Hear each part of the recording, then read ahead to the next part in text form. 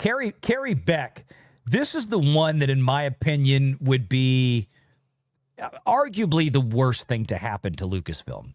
It'd be a disaster. She sucks. That's all you guys need to know. She's terrible. She sucks.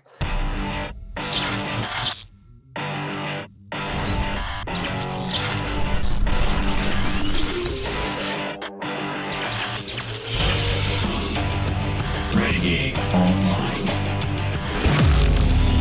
One of the last pieces I want to get to, Nick.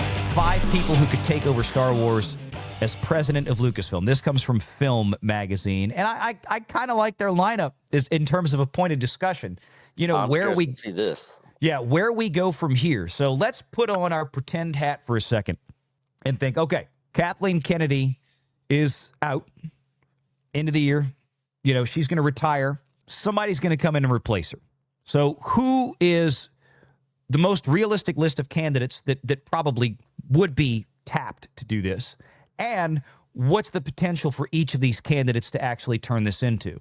And that could be of their own volition, or think of it this way, a candidate that could, because they no longer have the protection of a big, basically untouchable name, apparently, like Kathleen Kennedy. In a year, there's no more Bob Iger, and which I've speculated that I think once that turns over, no matter, even if it's Dana Walden, at the end of the day, it ain't Bob Iger, it ain't Kathleen Kennedy. They don't have the same gravitas. Those new people are not going to have the same gravitas, the same weight as an Iger and a Kennedy, meaning that Wall Street might be able to exert a little bit more pressure, especially when Disney stock has really been languishing. And I want everybody to remember this. Disney does not have a good path forward right now. They really don't. Streaming is still very much struggling. Linear broadcast is on the decline. Disney does not yet have a really well-formed plan for how to replace that with streaming. ESPN Plus is not going to add, I don't think, anything measurable to Disney's bottom line, because they're literally going to be pilfering customers from cable to get them over to ESPN Plus. It's going to be a wash. And an analyst even brought that up during the last earnings call, and I thought it just stung Bob Iger. They didn't really know kind of how to react to it. Nick, as we go through this list, think about the pressures that could be brought to bear on Disney to actually see some of these failing IPs, Marvel and Star Wars, actually perform. Remember, Wall Street just got tricked. Tricked them all with Deadpool and Wolverine, right? Bob Iger liked to said, "We're back, baby. Everything's fine now. We fixed it all. I came back and I turned it all around." And then Captain Falcon DEI happened.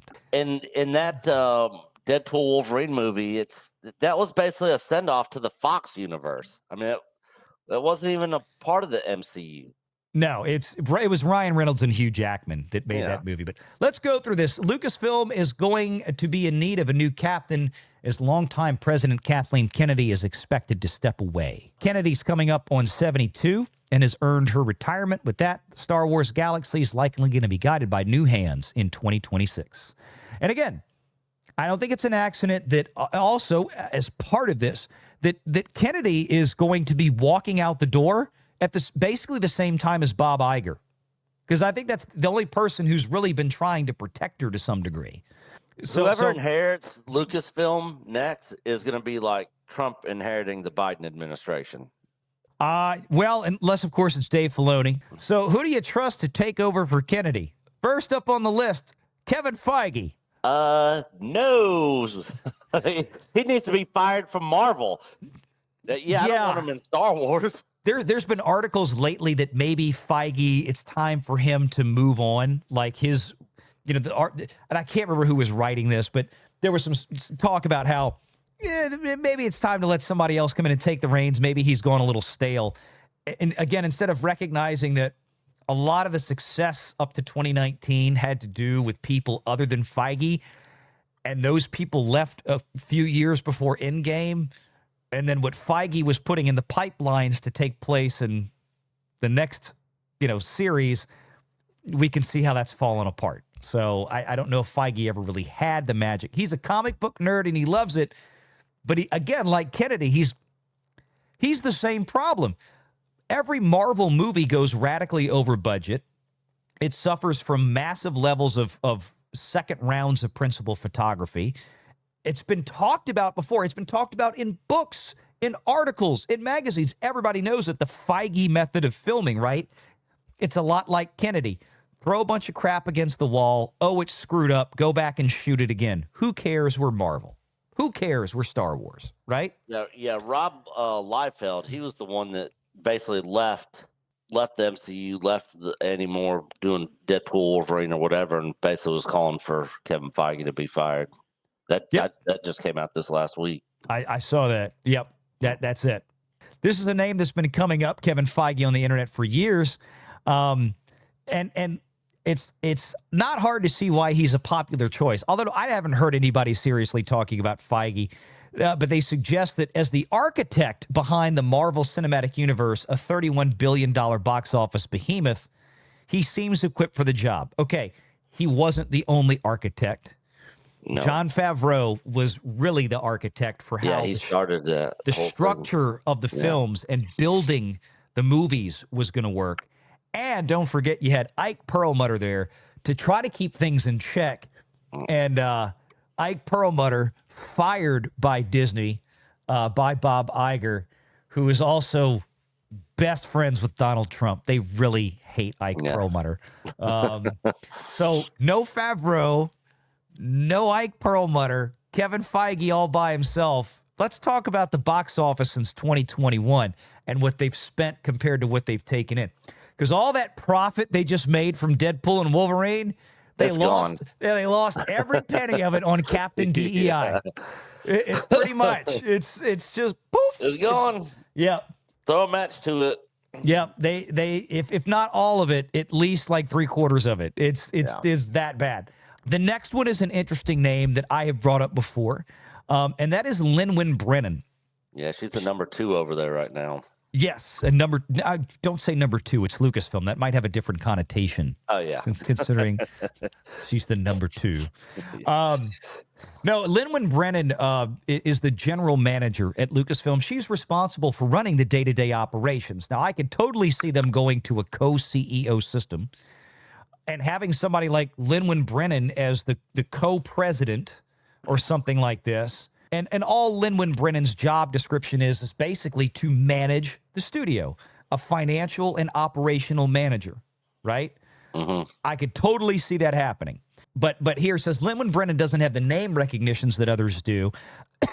However, if Disney wants to take the obvious succession path, as far as bona fides go, and then they even mention here, you have Lynwen Brennan, like I was going to say, as the co-president, and then, yes, Dave Filoni is your guy that would still maintain as the creative director, but then he would also get the title of co-president.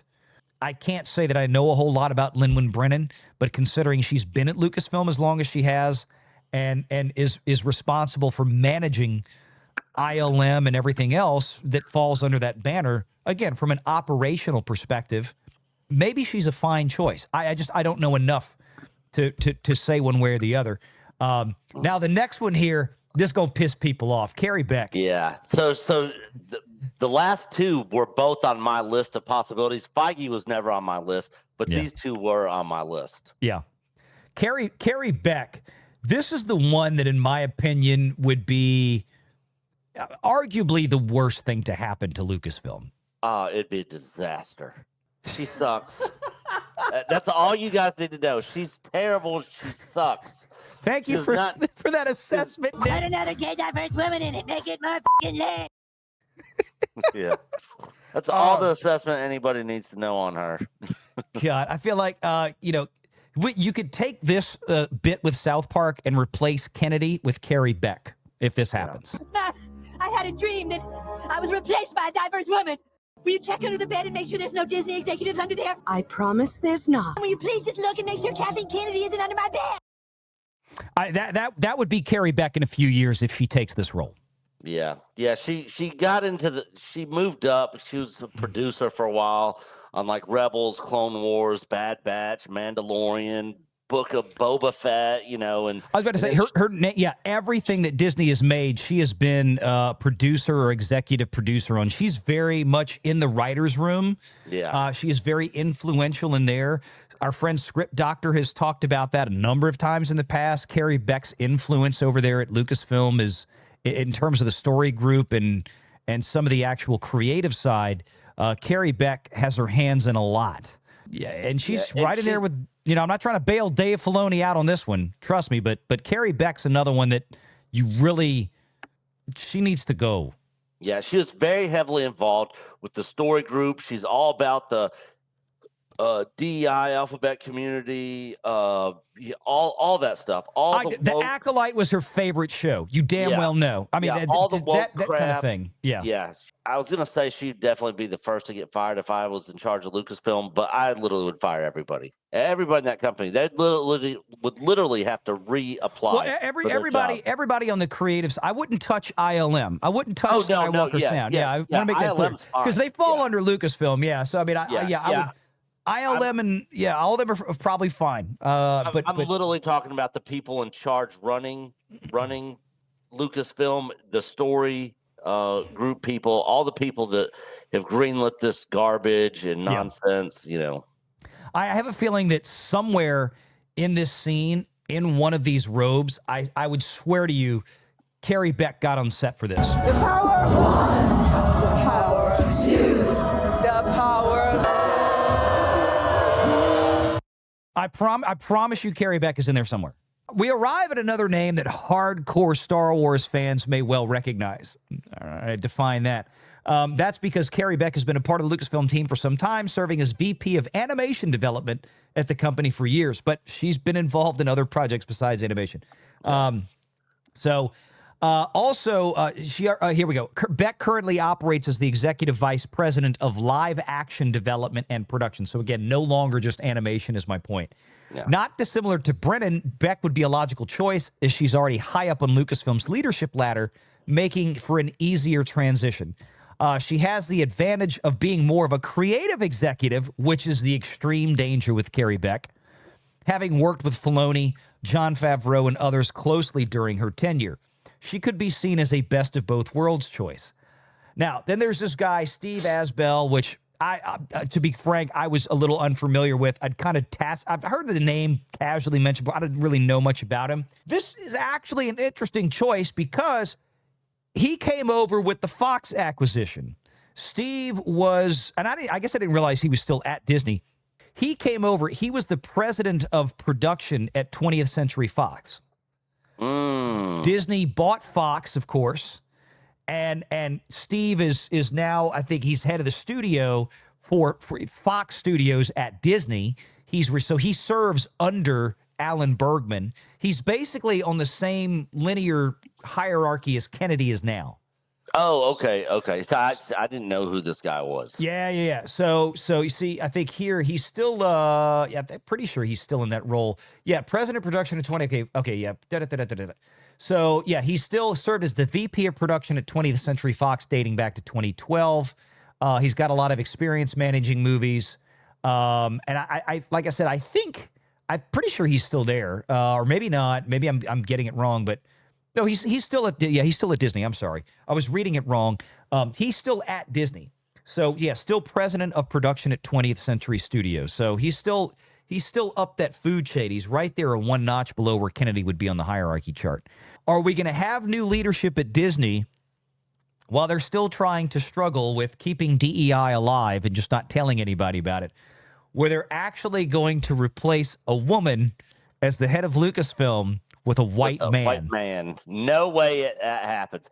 Because they can sit there and say they got rid of DEI. It's still in their blood over there.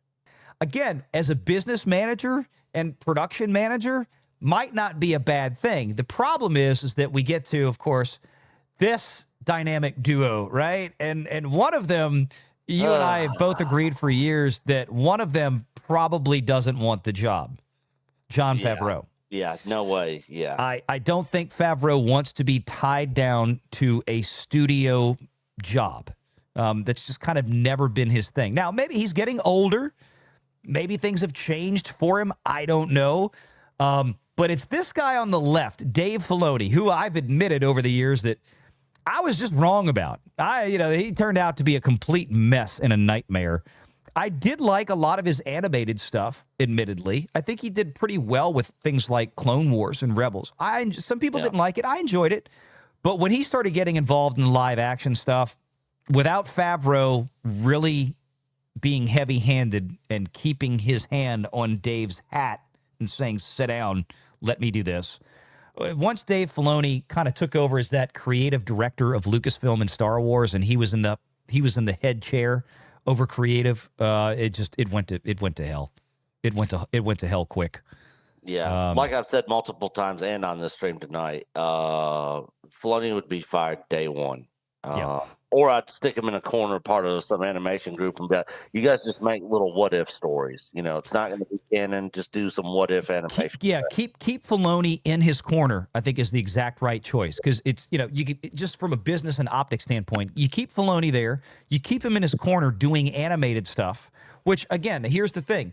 Most people aren't going to watch it. It's animated. It's not going to have a huge audience, but at the same time, it's not going to have a huge budget either. Bingo! That's it, Nick. If you manage the business correctly, you know, you have Filoni make a couple of animated shows every year with maybe, you know, $20, $30, $40 million budgets, if even that much a piece, maybe $20 million. Keep it simple. It's going on Disney Plus or whatever. Who cares?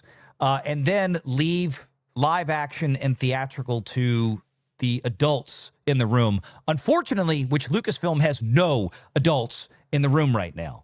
Let me give you the scariest possible scenario here, is that we get the co-president situation at Lucasfilm that I've speculated on for years, but the co-presidents of Lucasfilm are Dave Filoni and Carrie Beck. Oh, God. Burn it to the ground. It ain't coming back. No. Nothing. It's done. I mean, me personally, I don't think it's coming back under Disney's leadership or ownership of that franchise anyways. But, man, if you really want to seal the deal of 1 billion percent chance it's not coming back, put these two in charge. Exactly. This is my, Nick, this is my 0% chance of redemption. Zero is if you get these two. Make sure you're subscribed to Valiant Renegade and join us every Sunday at 6 p.m. Eastern for the live show.